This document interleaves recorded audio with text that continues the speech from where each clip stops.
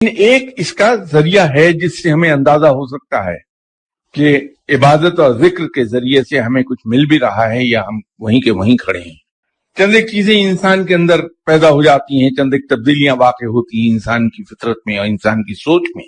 جب انسان اللہ کا ذکر کر رہا ہوتا ہے اخلاص کے ساتھ، اور اسے یہ انتظار نہیں ہوتا کہ مجھے کیا ملا، کب ملا، کتنا مل گیا، کتنا اور ملے گا، وہ تو صرف مدہوش ہے اپنے رب کی یاد میں، تو اس میں تبدیلیاں واقع ہوتی ہیں. وہ یوں کہ اگر کوئی شخص بہت کنجوس ہے اور 1 روپیہ خرچ کرنا اس کے لیے دشوار ہے، تو رفتہ رفتہ غیر محسوس طریقے پر اس میں ایک تبدیلی آتی ہے کہ اس کی کنجوسی کا عالم کچھ کم ہونے لگتا ہے.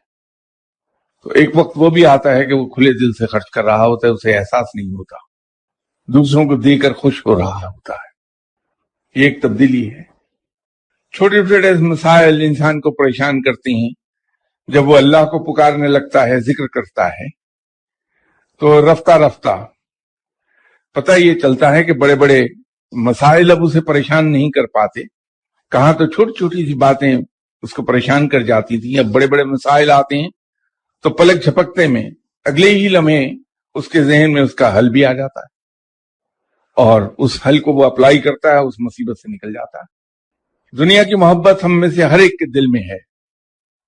چھوٹا سا نقصان ہمیں پریشان کر جاتا ہے، لیکن جب ہم عبادت کرتے ہیں اور ذکر کر رہے ہوتے ہیں اللہ کو پکارتے رہتے ہیں صدق دل سے، تو کچھ عرصے کے بعد پتہ یہ چلتا ہے کہ ہمیں بڑے سے بڑا نقصان پریشان نہیں کر پاتا، ہم اطمینان سے بیٹھے رہتے ہیں.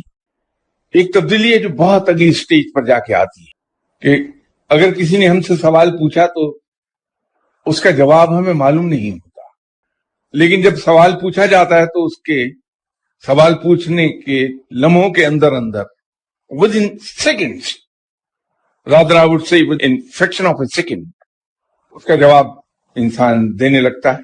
اور جب جواب دے رہا ہوتا ہے تو خود اپنی بات سن کر حیران ہو رہا ہوتا ہے کہ یہ میں نے کہا کیسے، تو مجھے نہیں آتا تھا. تو انسان اپنی کہی ہوئی بات سے خود سیکھنے لگتا ہے.